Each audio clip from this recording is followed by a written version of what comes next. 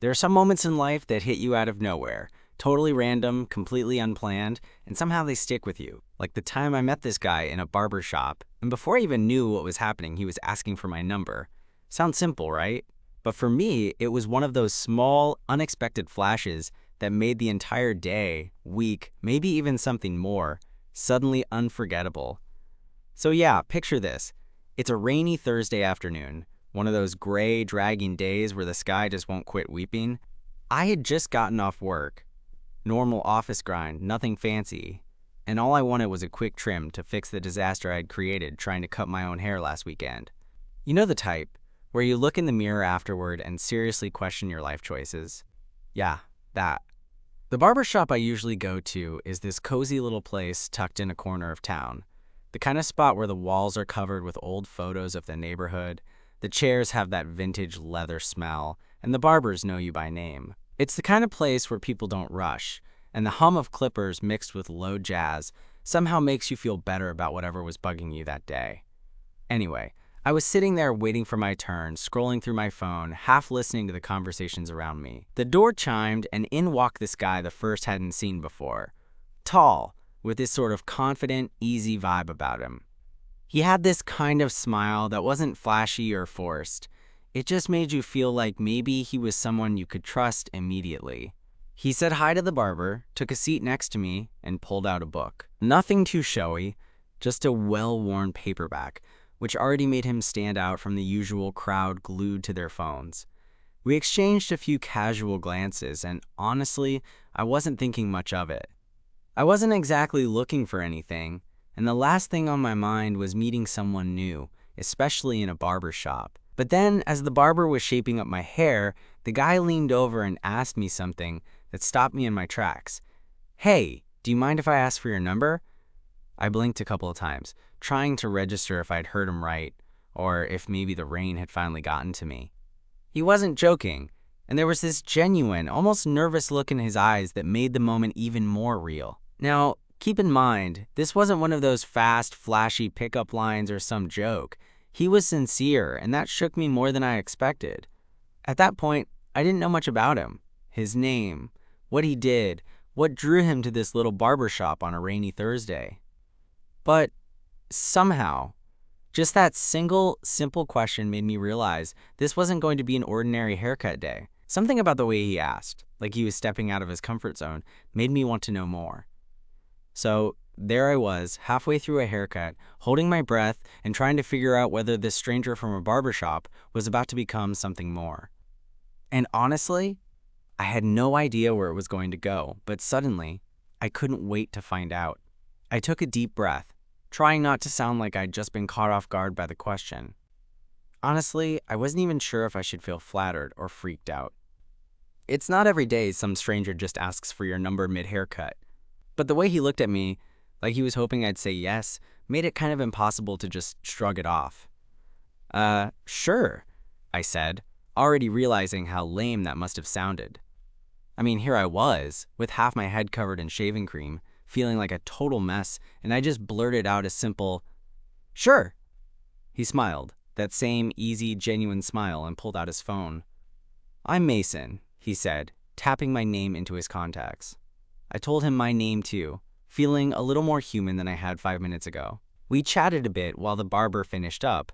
Nothing heavy, just the usual small talk about the weather, because of course it was still raining, and how the neighborhood was changing. But there was this undercurrent of something else, something quieter, but definitely there. As I looked at Mason, I started noticing details, the way his eyes crinkled when he laughed softly, how his voice had this calm, steady rhythm, like he wasn't in any rush. And I realized that maybe this wasn't just some random barbershop encounter. Maybe it was something that could turn into more, if I was willing to take the chance. When the barber finally wrapped up and handed me a mirror, I caught Mason watching me, and for a moment the world felt a little less gray than it had that morning. So, he said as we stood up, "I guess I'll text you later?" I nodded, suddenly glad I'd agreed to this strange, unexpected moment. Yeah, I'd like that. We stepped out into the drizzle together, neither of us really wanting to say goodbye just yet. Mason pulled his jacket a little tighter around him and smiled. "You know," he said, I wasn't expecting to find someone today. Bars, apps, even coffee shops. I usually strike out, but here you are, and it feels like maybe the universe was trying to tell me something. I laughed, shaking my head as if to clear the weird little butterflies fluttering in my stomach. Yeah, I'm not great at reading signs, but maybe this is one worth paying attention to. He looked at me for a second like he was trying to memorize my face, and then said, "How about we grab coffee sometime? Real coffee, not just the barbershop kind." I agreed without hesitation. Sounds good. Days passed, and Mason's text popped up exactly when he said it would. Our conversation started slow, just checking in, talking about what we'd been up to, sharing little stories about our week. But it didn't take long before the messages got longer, more personal, and honestly more exciting. It felt like we were peeling back layers, getting to know each other in this easy, natural way that I hadn't experienced with anyone in a while. Eventually, we set a date for coffee. I was nervous, of course. What if the chemistry from the barbershop didn't translate to real life? What if he thought I was awkward or boring? But when we met up in that tiny cafe downtown, all my worries melted away. Mason was just as warm and genuine as before, with that same quiet confidence that somehow made me feel like I was exactly where I was supposed to be. We talked for hours, about everything and nothing. Our favorite movies, childhood memories, dreams for the future. And somewhere between the second cup of coffee and the third laugh shared, I realized that this stranger from the barbershop wasn't so strange anymore. He was becoming someone I wanted to know better, maybe even someone I wanted to hold on to. Looking back, it's funny how a simple haircut led to one of the most unexpected connections I've ever had. I never imagined that a rainy Thursday and a random question could open the door to something real. But sometimes, the best stories start in the most ordinary places. And for me, it all started with Mason, the barbershop stranger who asked for my number when I least expected it. After that coffee date, things started moving in a way I didn't quite expect. Mason and I started texting every day, not just the usual, "Hey, how's your day" stuff, but real conversations. You know, the kind where you go back and forth about music, weird childhood memories, or what you want your life to look like in 5 years. It felt like opening a window I hadn't even realized was shut. One evening, about a week after we met, Mason texted me out of the blue. "Want to come over and watch that sci-fi movie we talked about?" I'd mentioned I was into old classics, and he seemed genuinely interested. I was a little surprised. Like, sure, we'd only just started talking, but also curious. It felt casual enough, but also like a step forward. I agreed. When I got to his apartment that night, I was struck by how different he was in his own space.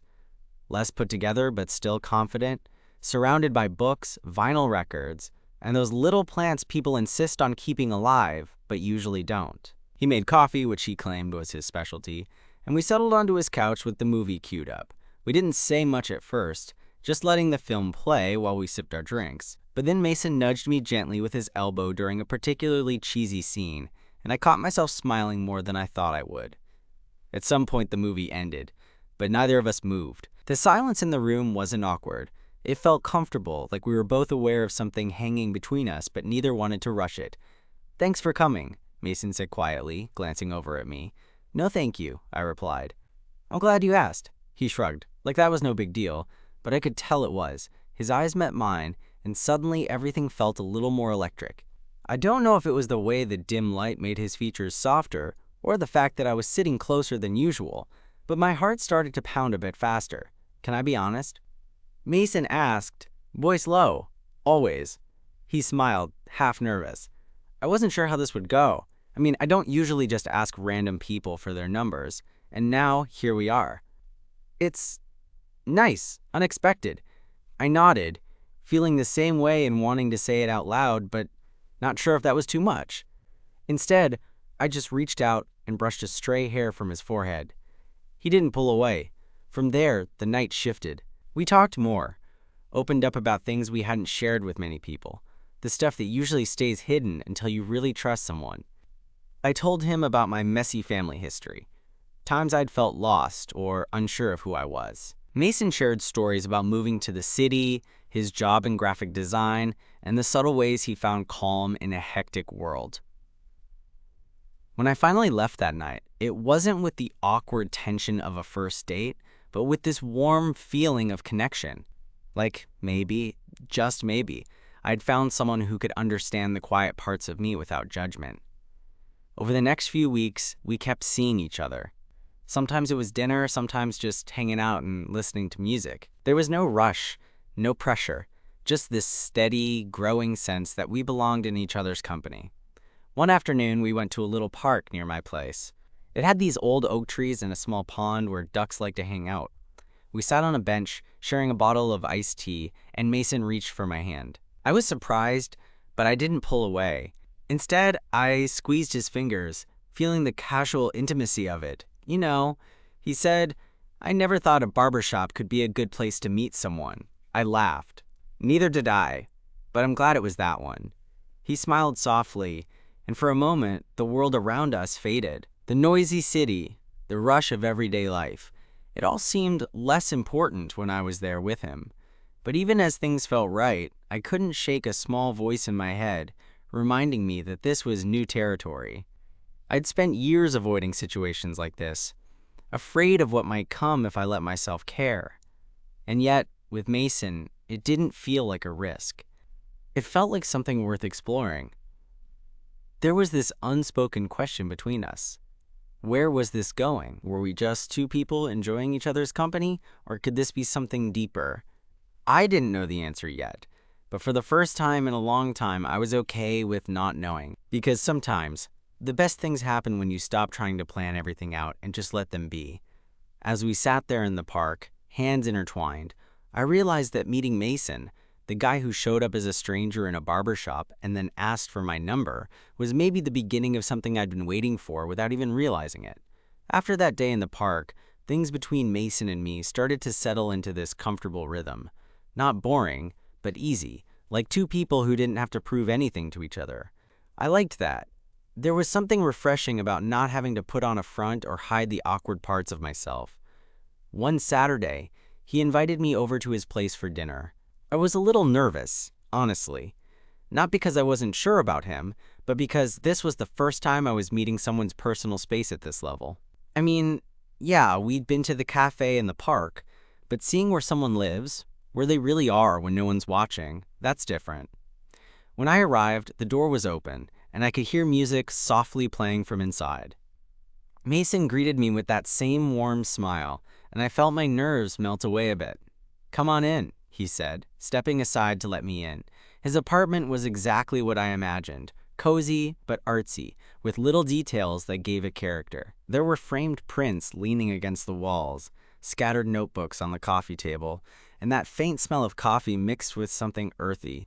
I noticed a few records stacked near the turntable, and I smiled when I saw a Bowie album on top. While Mason got busy in the kitchen, I wandered into the living room and picked up one of his sketchbooks. I flipped through it, surprised by the talent and the range. Some were detailed portraits, others abstract shapes and colors. It gave me a glimpse into a side of him that was private but beautiful. "Caught me," Mason laughed from the kitchen. "Not many people see that stuff."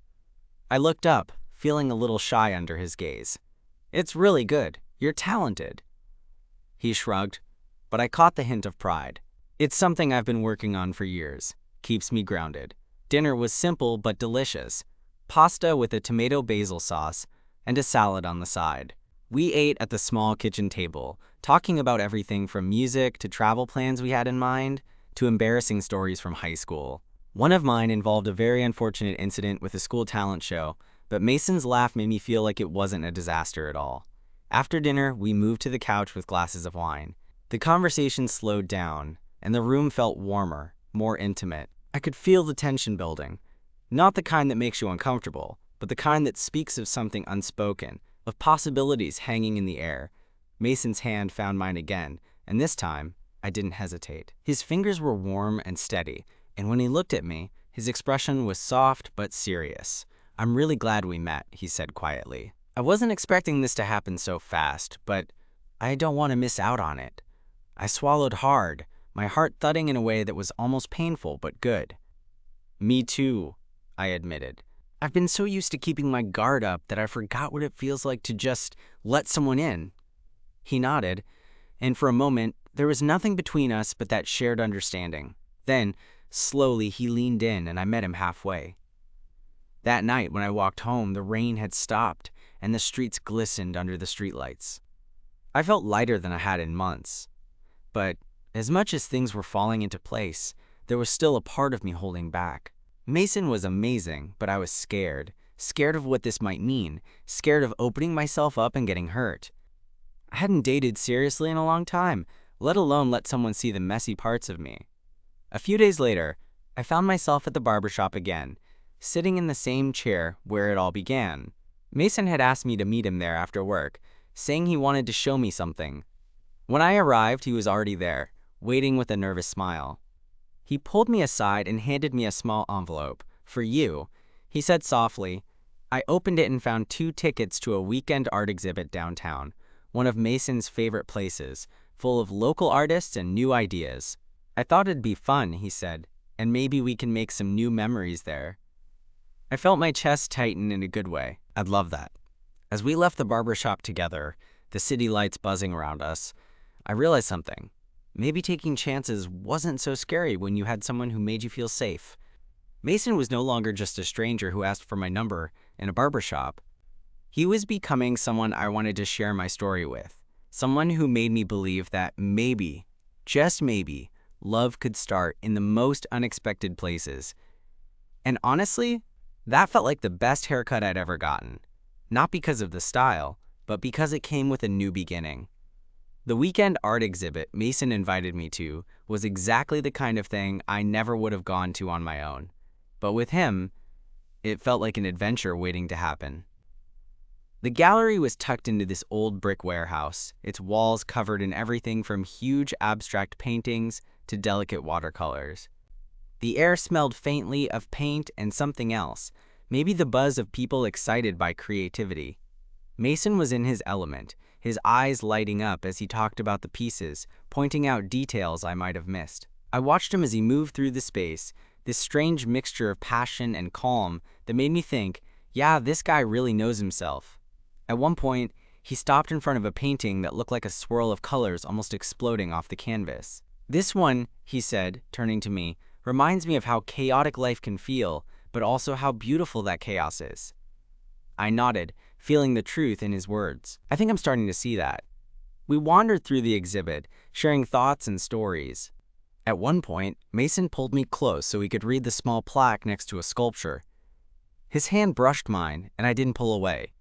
There was something about being surrounded by all that art, expressions of life and emotion, that made everything between us feel more real. Later, we found a quiet corner with a view of the city skyline. Mason pulled out his phone and played a song he'd been working on, a soft, slow melody that matched the mood perfectly. I listened, mesmerized, feeling like I was getting a glimpse of his soul through the music.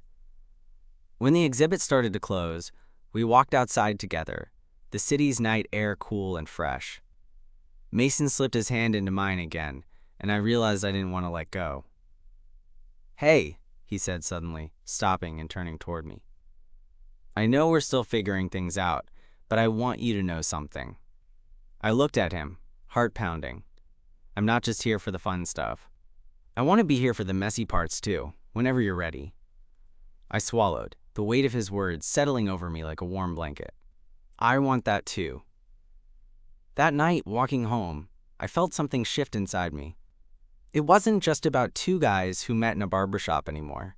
It was about something deeper, something real. Over the next few weeks, Mason and I kept building on that foundation. We spent lazy Sunday mornings cooking breakfast together, our hands occasionally brushing over the counter. We took long walks through the city's quieter neighborhoods, talking about everything and nothing. And sometimes, we'd just sit in comfortable silence, the kind that only happens when you don't feel the need to fill the space with words. One day, Mason surprised me by bringing over a little plant, a succulent, in a tiny pot he decorated himself. "For your place," he said with a smile, "something to remind you that growth takes time." I laughed, touched by the thoughtfulness. "I'll make sure it doesn't die." he grinned. That's the spirit. But as things grew closer, I couldn't help but feel the old fears creeping back in. What if I messed it up? What if I wasn't enough? Some nights, lying awake, I'd replay moments, wondering if I'd said the right thing or if Mason saw the real me. One evening, after a particularly long day at work, I found myself texting Mason without really thinking. "Can we talk?" I wrote. He responded almost immediately. "Of course. What's up?" When I got to his place, I was nervous, but Mason greeted me with a warm hug that seemed to say, "You're safe here." We sat down, and I took a deep breath. "I guess I'm scared," I admitted. "Scared of, I don't know, screwing this up or losing you." Mason reached out, taking my hand in his. "Hey, nobody's perfect, but I'm here because I see you, the real you, and I like what I see." His words were like a balm. Suddenly, the weight I'd been carrying felt lighter. We talked for hours that night, sharing fears and hopes, building trust piece by piece. It wasn't always easy, but it was real, and that mattered. Looking back, I realized that meeting Mason wasn't just a lucky coincidence. It was the start of something that challenged me, scared me, but also taught me how to open up again. From a chance encounter in a barbershop to this, sharing dreams, fears, and quiet moments. It's been a journey I never expected, but now can't imagine without him. I still think about that rainy Thursday sometimes, the day he asked for my number and changed everything. What started as a simple question turned into a story I'm proud to tell, one filled with hope, connection, and the kind of love that sneaks up on you when you least expect it. A couple of weeks after that heart-to-heart at Mason's apartment, our relationship started to feel less like a tentative experiment and more like a real, living thing. I could say we, without hesitation now, and the word felt good in my mouth. One Saturday morning, I woke up to sunlight filtering through the curtains and the smell of coffee brewing somewhere nearby. Mason was already up, sitting cross-legged on the floor, headphones on, sketching in that notebook of his. The sight was so quietly perfect that I just lay there for a moment, watching. Eventually, I shuffled over and plopped down next to him, startling him out of his concentration. He smiled, pulling off the headphones and setting them aside. "Morning," he said softly. "Morning." I stretched and rubbed the sleep from my eyes. "What are you working on?" He held up the notebook so I could see rough sketches for a new project, a series of portraits with bold lines and splashes of color. "I've been thinking about doing something different," he said. "Maybe a gallery submission." I nodded, impressed. "That sounds amazing. You should totally do it." He looked thoughtful. "Part of me is scared. What if people don't get it? What if it's not good enough?" I reached over and squeezed his hand. "You won't know unless you try. And honestly, I think it's incredible. But even if it's not, that doesn't change how talented you are." Mason smiled, a little more relaxed. "Thanks. I needed that." That was the thing about Mason. He was brilliant, creative, and sometimes so self-doubting it hurt to watch. He wasn't perfect, and neither was I, but we seemed to fit, like two puzzle pieces that weren't supposed to match exactly, but did anyway. After breakfast, we decided to take a walk downtown, partly to get some fresh air, and partly because Mason needed to pick up some art supplies. The city was buzzing with its usual weekend energy. Street vendors, musicians playing in the park, people laughing and moving in every direction. As we walked, Mason's hand found mine again, fingers threading together without any hesitation. It was a small gesture, but it felt like a promise. We stopped by a little cafe I'd never noticed before, the kind of place with mismatched chairs and plants hanging from the ceiling. Mason ordered us iced lattes, and we found a corner table where we could watch the world go by. Over coffee, our conversation drifted towards something we hadn't talked much about, our families. "I never really told you," I began cautiously, "but my family is complicated. Like, I love them, but it's hard sometimes." Mason nodded, his expression patient and kind. "I get that. My parents don't really understand me. I don't think they ever will. Sometimes it feels like you have to choose between being yourself and keeping peace." I sighed, swirling the straw in my drink. Exactly. That's why I've kept so much to myself for so long. I guess I was scared of what would happen if I opened up. He reached across the table and took my hand again, fingers entwining. "Well, you're not alone anymore. We can figure it out together." His words hit me harder than I expected. The idea of facing those fears, not as some lone struggle, but with someone by my side, felt both terrifying and exhilarating.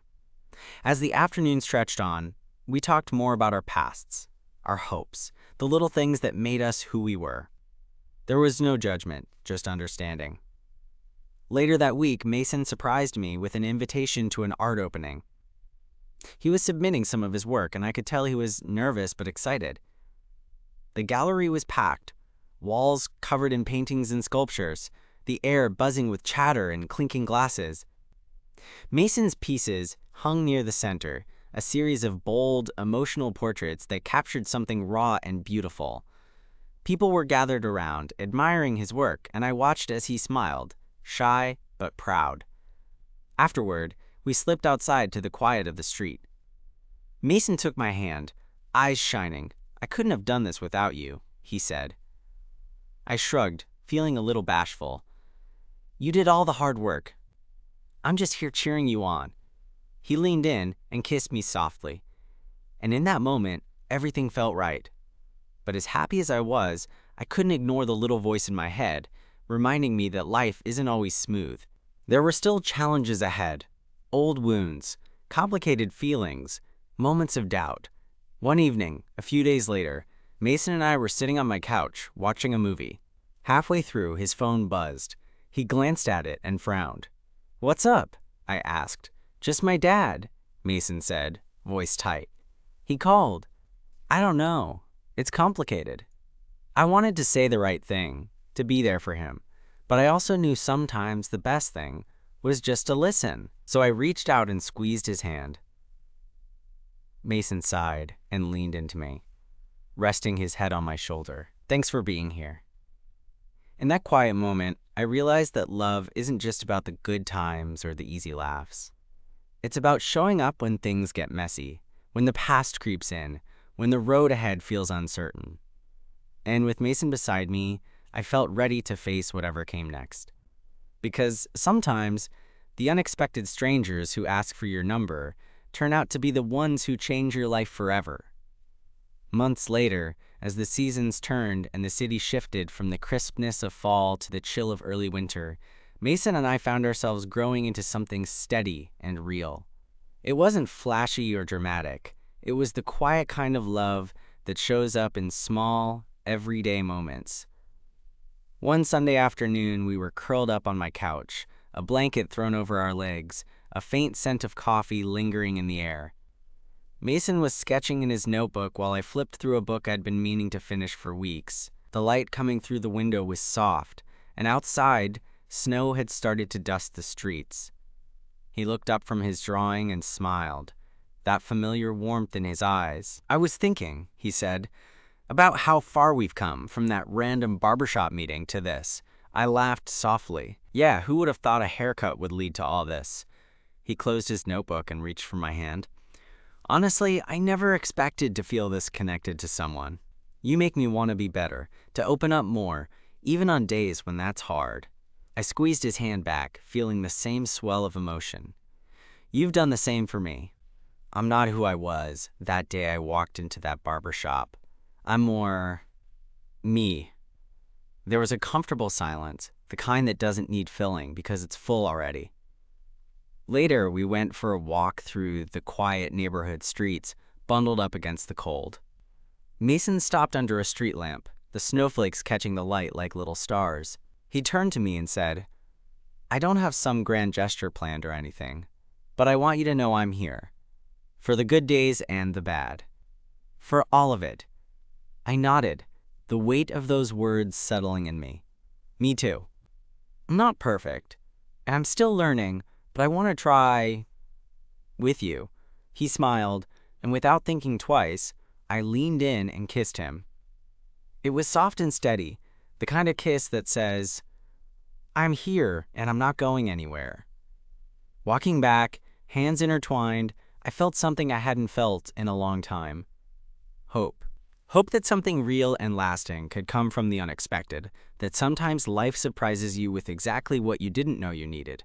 And as the snow fell gently around us, I realized that meeting Mason, the stranger who asked for my number in a barbershop, wasn't just a lucky moment. It was the start of a story I'd carry with me for a lifetime.